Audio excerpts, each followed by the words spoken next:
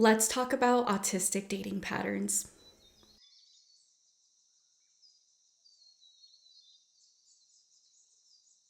You guys know I'm trying to keep y'all hydrated because I know y'all be forgetting.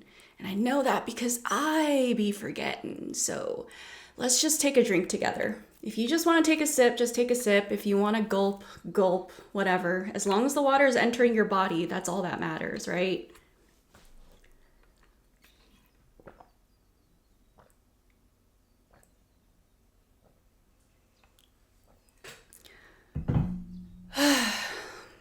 Let's take 2 deep breaths together, and I want you guys to inhale through your mouth very slowly, like you're inhaling through a straw, and then I want you guys to exhale the same way, okay? I'm not gonna explain why that's good for you, just trust me.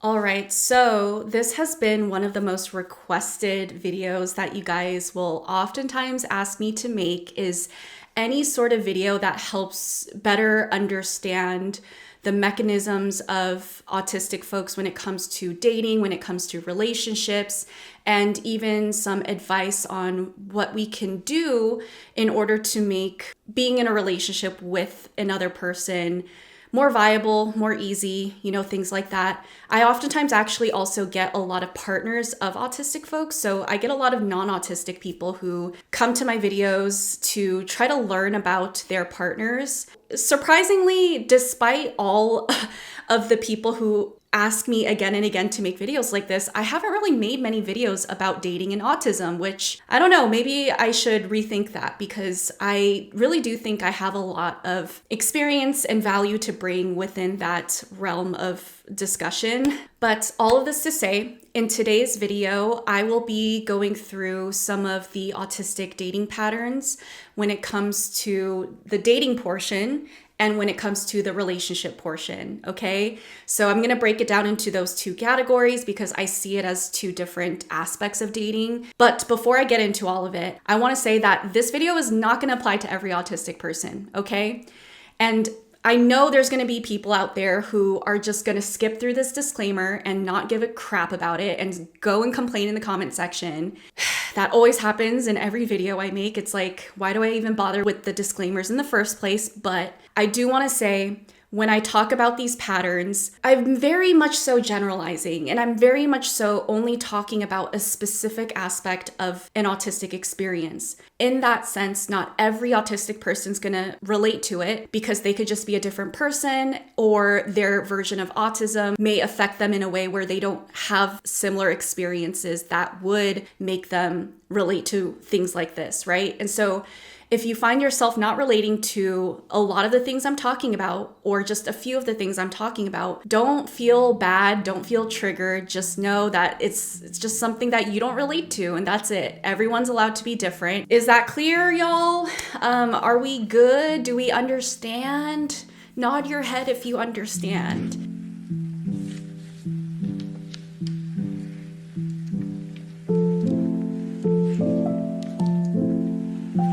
So I genuinely feel like dating is the worst part of the relationship world when you're autistic because it is so confusing, it's so formless, and any way that we would want to provide more structure and understanding to dating goes completely against normal dating practices. And so oftentimes we don't even feel safe to date how we would want to date because the way that we want to get to know a person and understand a person, the way that we structure ourselves in our lives does seem very serious in many ways. I feel like one of the biggest differences that I see between autistic dating versus non-autistic dating is that non-autistic people, I feel like more or less approach dating as 2 people having fun, right?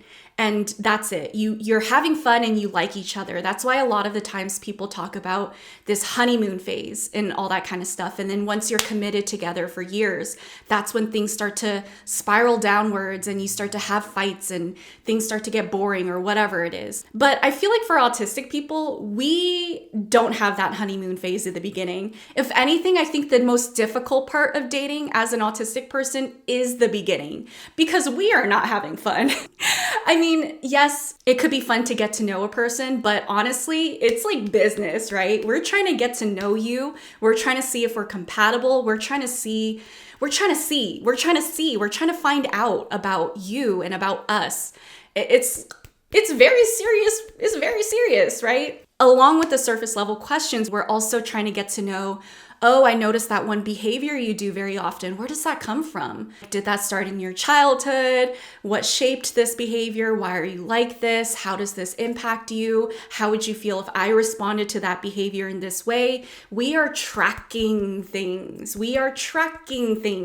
You have to understand, as an autistic person, we see details before we understand the social context, right? And so most people are the opposite. They see you, they experience you, and they get you, generally speaking, and the details come out later. That's why a lot of couples, when they're together for years, all these little details start to get on each other's nerves. We're the opposite as autistic folks. We see all the details first, and we may not know how all those pieces fit together. The only way for us to understand the story and the big picture is to get all those little pieces that makes up a person, and we try to experiment with putting those pieces together. Sometimes it makes sense and it clicks. Sometimes it doesn't, and we have to figure out where that piece actually goes. It takes so much time, so much effort for us to get that picture. And that's why the dating process, the getting to know you process, is actually very intense.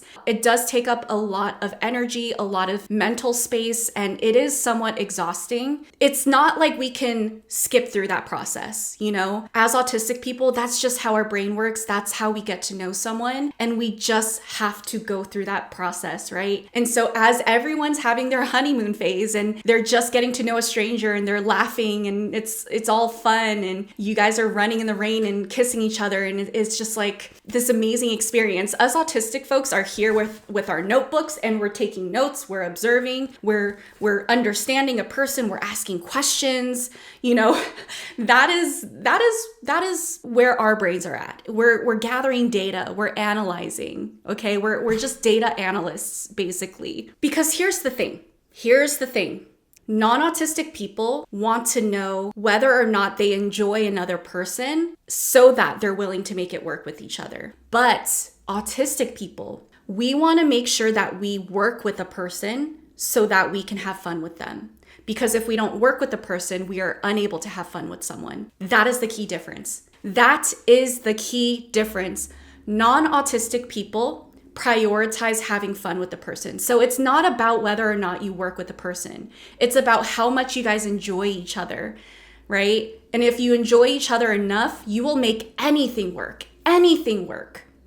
But autistic people are different. We could be different because of the way our brain works. We could also be different because we're not supported by society and our systems. And so it could be a survival thing, right? Even if we're not consciously making that decision because of this, we may find it more important that we are compatible with a person and work well with them, because we know we can't afford to be with someone who is incompatible with us. Because if we are, we're going to sacrifice our functioning in other areas of our life in ways that we can't afford to, right? And so in many ways, autistic people, I think, are very functional and mechanical thinkers. Even the most emotionally in tune, emotionally intelligent autistic folks, I do think, tend to be a lot more mechanically thinking than an average person, because that's just how our brains are built to work and process. And so I think a lot of the times, regardless of if you're an intuitive, emotional type of autistic or a very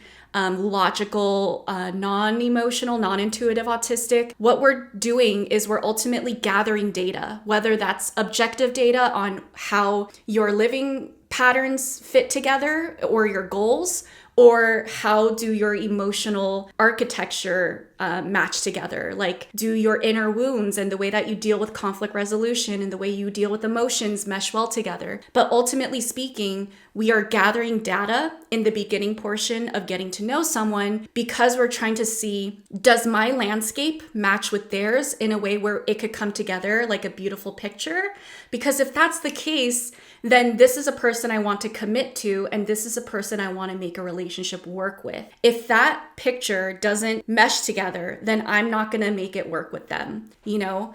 And in that sense, I think the honeymoon phase, if we do have it, comes way later when you're autistic. It's not in the beginning, it's after you've already learned everything about a person and you've therefore find an area of life where both of you can have peace and enjoy each other because of your compatibility and your love for each other. But even then, I feel like that honeymoon phase isn't that very high octave dopamine sort of oxytocin filled honeymoon phase that we see a lot of non-autistic people experience. Our honeymoon phase, honestly, if we do get there with the person, is very comforting. It's very tender. It's slow. It's like in the ways that you memorized each other's little quirks and patterns. It's in the way where when you know your partner likes turtles and anytime you're out and about and you see anything turtle related, you bring that home for them, you know? So that is oftentimes what the honeymoon phase looks like for autistic folks. It happens later, if it even happens at all. And it happens from familiarity rather than the lack of familiarity. So another reason why autistic people can come off as really intense in the beginning part of getting to know someone and dating is because we, during this time of not being very familiar with each other, we are consistently checking in.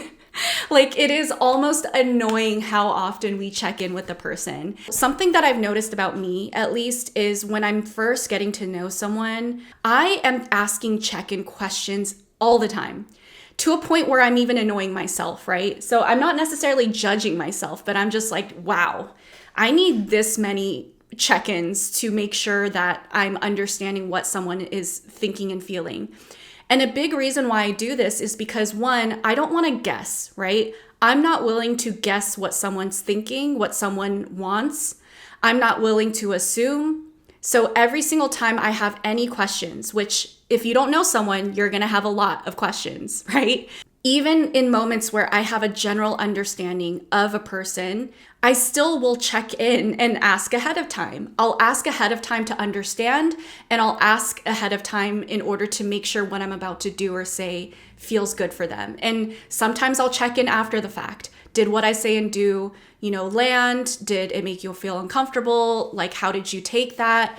I am constantly checking in with someone when I am first getting to know them. This is how I show I care. It's also a way for me to learn a person is the biggest part of it. And I think that's an aspect a lot of non-autistic people may not understand because they will mistake frequent check-ins as someone being anxious. And I have to check on that too. So a lot of the times I have to, preface this and say, I'm not an anxious person. It's just, I don't know you. I'm still learning who you are. And the only way for me to gather that data is to check in and ask questions when I'm wondering, right? So anytime I find myself wondering, guessing, assuming, that's a moment where I just check in rather than think those thoughts to myself and, run with it. Because that's the last thing I want. If I don't know someone and I'm not sure, why am I, as an autistic person especially, going to run with an assumption and start doing things and mapping out the way that I connect with this person based off of a lie or based off of a misunderstanding? That just doesn't make sense. So for me and a lot of the autistic folks out there who relate to me, when we check in with people, when we ask how you feel, what you think, we're trying to make sure that we're building out a structure that is accurate, right? So every information that goes into the structure of knowing you and relating to you, we want to make sure it's accurate information that came from the source itself, and therefore it's more stable. That's ultimately what we want, is moving forward knowing that as I get more comfortable with them, as I get to know them more, as I'm figuring out how I need to connect with them, talk to them, relate to them, all of that is making sense for that person. We're basically customizing that system for you. Only for you. It wouldn't work for literally anyone else because it is for you. That isn't to say that there aren't autistic people out there who are going to be checking in a lot because they're anxious, because mental health is a whole other topic. You could be autistic and have mental health issues where the way that you approach relationships is just very rooted in anxiety and all that kind of stuff. But in a general sense, I think autistic folks do like to check in a lot and ask questions because of mechanical, logical reasons. Not all the time is it just because we are anxious that you're upset with us or we're doing something wrong and we're just needing reassurance, you know?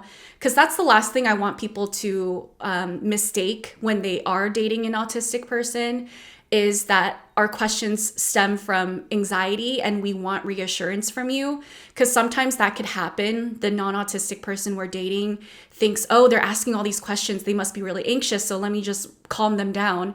And then there's like a miscommunication there because someone's now calming you down and you're just like, why are you calming me down? I just asked a question about how you thought about this thing or how you feel. You know, and so, you know, that's just something for you to check in with each other on, is, are these questions functioning as a logical thing so that you could gather data for the structure that you're building?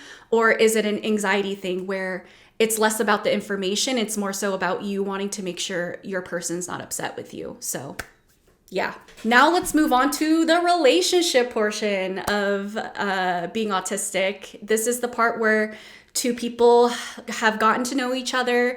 They know that they like each other and they're choosing to commit to each other. What does that look like and what are the differences there? Okay, so I just want to say right off the bat, as an autistic person, I feel more comfortable in a relationship than I am in dating. Because dating, there's just so many factors there that are unknown. And to be honest, some of those aspects you don't really want to know or want to establish. So for example, you could like a person that you're getting to know, and you may have questions of, does this mean I could still talk to other people? Or are they still talking to other people? Or are we expecting each other to be exclusive? And you might be wondering those things, but at the same time, you may not really care whether or not you guys are exclusive or not, but it's just, you want to know these things. And so a lot of the times dating just means you have a lot of questions you want answered, but you know asking those questions would imply something else that you're not necessarily willing to commit to.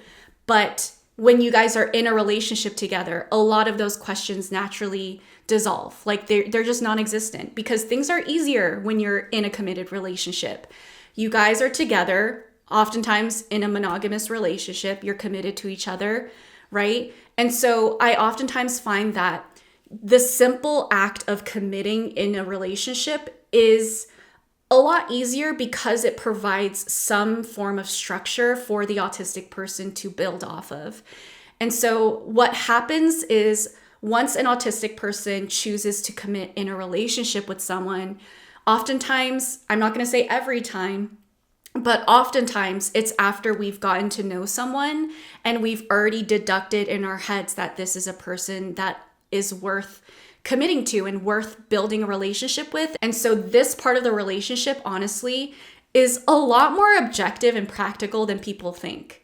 Like, once we've committed to someone, we are already trying to figure out how to objectively and logistically mesh our lives together. Because like, how else would you go about it? You know what I'm saying? And in that sense, I think this part can also read as very intense to non-autistic people, because I feel like non-autistic people are just so lax about everything. They're just like, we'll just do whatever and it'll just work out somehow. Like, I know that's not how non-autistic people are, but that's just how I see you guys a lot of the times. Whereas when it comes to being autistic and the way that I approach relationships, and a lot of other autistic folks that I know approach relationships, we're always trying to figure out the system and how to make the system work the best for you and the other person. Like, in a sense, we almost approach it like a job. Like we start to map out, this is what my system looks like. This is what theirs look like. This is how we're building it together. What are the pieces that aren't really working very well? And how do I address that piece so that I could fix it and replace it if it needs replacement, and then see if that runs better. And in that sense, I think for a lot of people, they could get very overwhelmed by autistic folks, because I feel like that behavior oftentimes comes way later in non-autistic relationships. Like 10 years into a relationship, that's when people start nitpicking each other.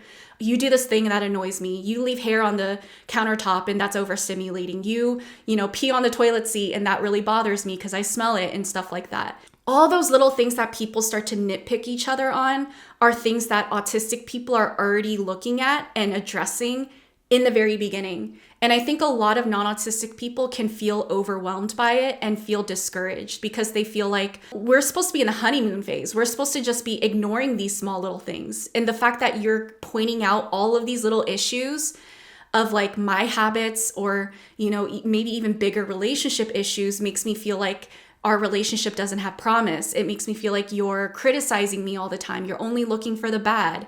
And it makes me feel like our relationship isn't enjoyable. But I feel like people don't understand that the reason why autistic folks are addressing these issues right away isn't because we're trying to make people feel bad, isn't because we're sick of you. We're actually doing it because we love you and we want the system to work. We're building for longevity. We're building for a peaceful, compatible cohabitation, right? And I think a part of that logic is I see where this one thing will end up if I ignore it for however many years, and that's not a good thing. Our pattern tracking will do that. We see all the problems in the beginning, and we could still choose to ignore them, right? But the thing is we will track all of those patterns into the future, and we see it just doesn't make sense for me to keep ignoring it if it's going to end up there. So I'd rather bring this up now before it's become a big issue and it's still a small issue and we still love each other and we don't have resentment, and then we could start working on it now. And I think a lot of people don't understand that sort of systemized way of processing and going about relationship dynamics, because a lot of the times non-autistic relationship patterns is about excusing the people you love, right? If you love someone, if you care about someone, just let them do it, let things slide. Compromise to a lot of non-autistic people just means ignoring something and turning a blind eye. You sure you're not mad? No, I'm not mad. You sure you're not mad? No, I'm not mad. But for autistic people, that's just not how we work. We want to address those things in the beginning so that we give each other time to actually work on it without it having to be an emergency. And we want it to be worked on. And I think that's one of the biggest misunderstandings as well between non-autistic and autistic people is non-autistic people think that when we're bringing these things up, it's already like 10 out of 10 red zone issues are coming up. And so people start to panic like, oh my God, why are we already having issues? This is something that doesn't usually pop up until 10 years down the line. But that is the difference between non-autistic people and autistic people, is because non-autistic people ignore issues until it's too late and resentment has built. And by that time, it's not about solving the problem, but about being angry at each other and yelling at each other and like criticizing each other. And that's it. Autistic people are the types that want to bring up those issues before the resentment builds, before there's years of issues that go unresolved. And when we bring things up, we're not trying to cause a rift. We're genuinely trying to find a solution so that there isn't any problems anymore. And so something that I've come across a lot when I've dated non-autistic people in the past is I'll bring up one issue, and when I bring it up, to me, I'm still in the green zone. I'm still in a place where it's not really bothering me much and I'm not upset about it, but I know myself well enough to know that this one issue will become a big problem down the line, but I want to bring it up now when I'm in a regulated green state so that in the meantime, between now and then, if my partner were to slowly work on it, we will eventually reach a point where it's not an issue anymore and I don't have to think about it, right? And they could work on it in a time frame that works for them, where they don't need to wake up the next day and stop doing the thing, but it's something they could progressively work towards, right? Like I am reasonable in that way. But in those times where I've brought something up, I've noticed that my non-autistic partners freak out because they're just like, why are there already these issues that we're having? And they assume that I'm like really upset with them, and they assume that they have to change right away. There's all these assumptions and there's all this emergency sort of feeling, and it's because they're so used to only hearing about a problem when it's too late, and they're so used to having to immediately fix it when they hear about it because it was communicated when it's too late, when there's already an ultimatum. Whereas for me, I don't give ultimatums like that. I bring something up because it's something I want you to start addressing now, and you could do it slowly. There's no emergency, there's no bad blood, but you do have to address it. And that is one of the biggest fundamental differences, I think, between autistic problem solving within relationships and non-autistic problem solving within relationships is autistic people would prefer to solve problems without there being some sort of emergency or some sort of extreme dysregulation driving the change, right? Whereas I feel like oftentimes non-autistic people need some sort of big ultimatum or big threat in order to push a change forward. Like someone threatening to break up with you unless you changed this one part of your life. And then that's what it takes to get someone to change. And so when autistic people therefore bring up all these issues and there's no threat, we're not threatening our partners. We're just like, this doesn't really sit right. So can we start working on it? I almost feel like people don't know how to process that. They either start freaking out and they assume that we're freaking out and that's why we brought it up, or they don't actually work on the thing because they don't feel threatened enough. And that's the unfortunate part, is you want your person to just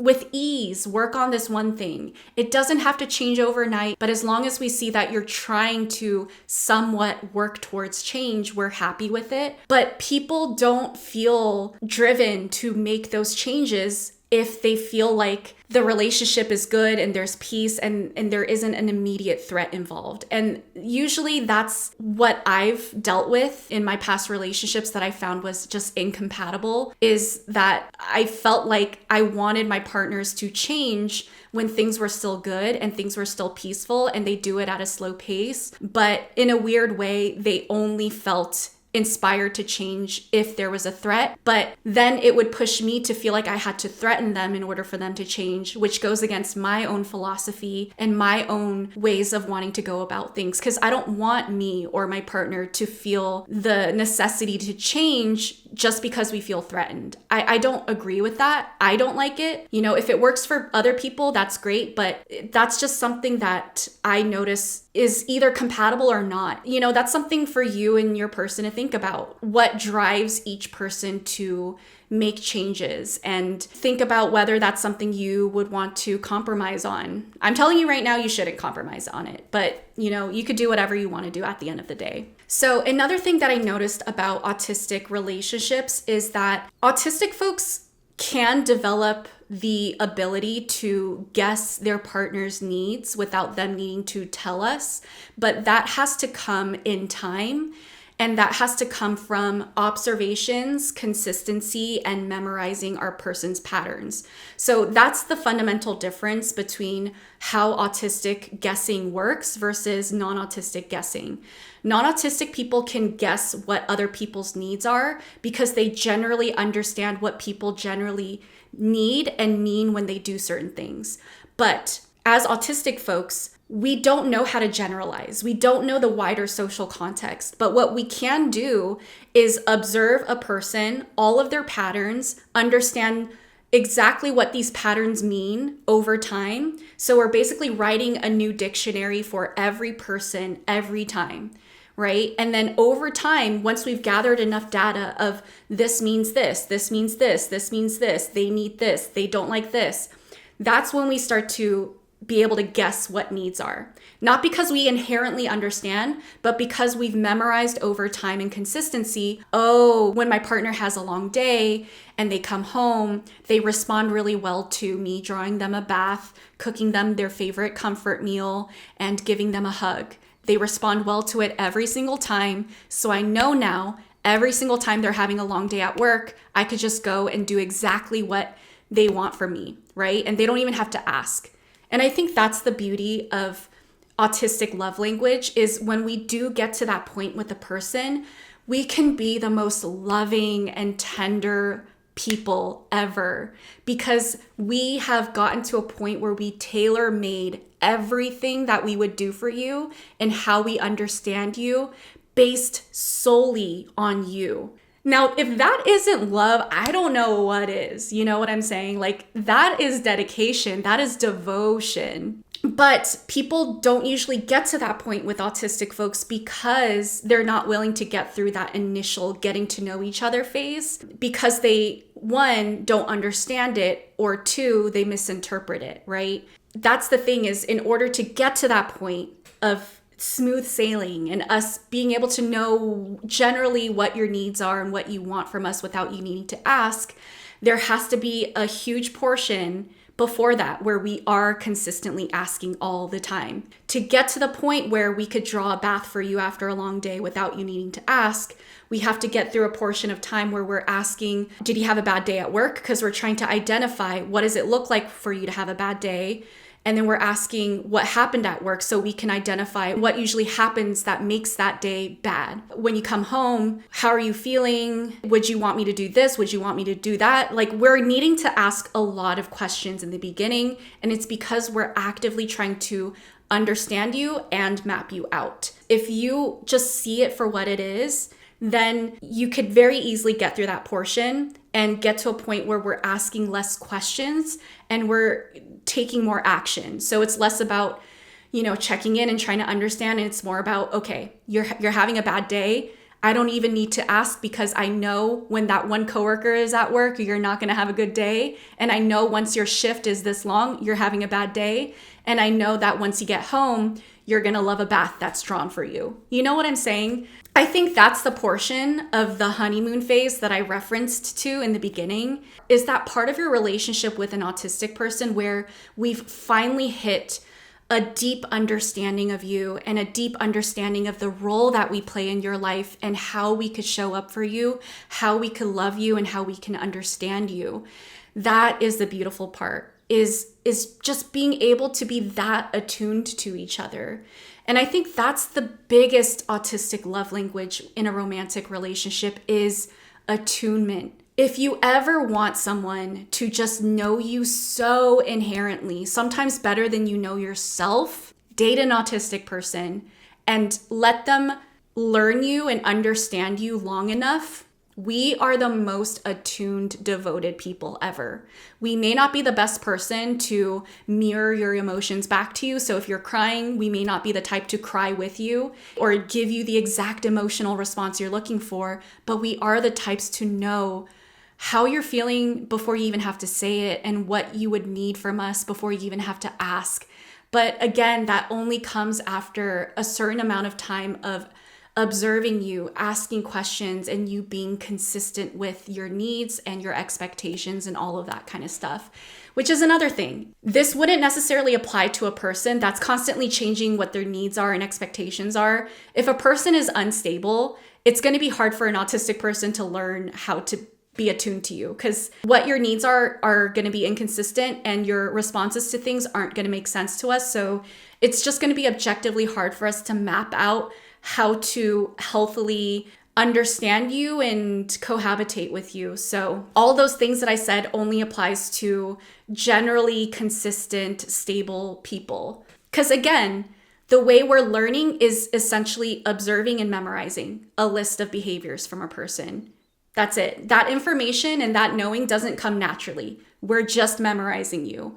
And if you're an inconsistent, unstable person, it's going to be hard to take all of that memorized information and make sense of it. It's like if you were to see a fish sprout wings with feathers and you're just like, this doesn't make sense. These two things shouldn't fit together. So I don't know what to do about that information.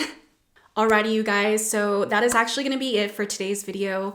I have a lot more written down, but I didn't want to ramble on too long and make this video longer than it needs to be. So if you found today's video helpful in any sort of way, Please let me know in the comment section down below to make more videos about autism and relationships, because there's no way for me to know what you guys want to hear from me unless you tell me, okay? So let me know if this is something you're interested in. I did make a whole series about autism and breakups for those of you who may not know and you're new to my channel. So here's the playlist for y'all. I broke it down into 5 parts because autism and breakups is a whole thing. I wanted to just be as thorough as possible when it comes to that. If that's something you're interested in, go give those videos a watch. Other than that, if you guys are looking for a neurodivergent friendly community, consider joining my Patreon, where you will gain access to the Discord, where you could meet other neurodivergent folks in my community. You can info dump on your special interest, send pictures of your cute pets. You could body double on there. And every now and then we do Discord calls as well, where we just talk to each other, get to know each other, catch each other up on our lives. Make sure you guys take some time today to drink some water, eat some food, take yourself on a walk, stay regulated, stim, and I will see you guys on the next one. Take care.